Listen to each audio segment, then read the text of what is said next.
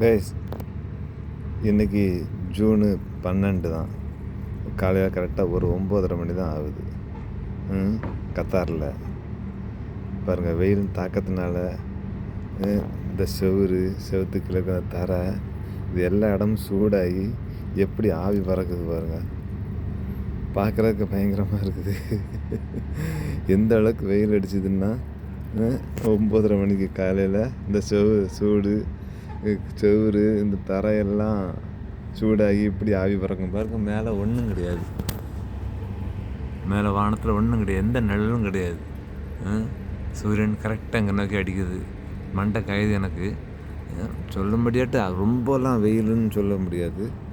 வெயில் பயங்கரமாக இருக்குது தான், ஆனால் இதை விட பயங்கரமாக பார்த்துருக்கோம். ஆனால் இன்றைக்கி தான் முறையாட்டு இப்படி ஒரு ஷேடை பார்க்குறேன். அப்படியே ஆவி பறக்குது. பார்க்க ஆச்சரியமாக இருக்குது. இந்த வெயிலில் தான் நாங்கள் வேலையும் செய்கிறோம். பக்கத்தில் ஏதாவது தண்ணி அல்லது புகையோ ஏதோ வந்திருந்தாலாவது சரி, இது அதனால் சரி சொல்லலாம். ஒன்றுமே இல்லாமல் மணிக்கணக்காக இப்படி தான் நடந்துகிட்டே இருக்குது.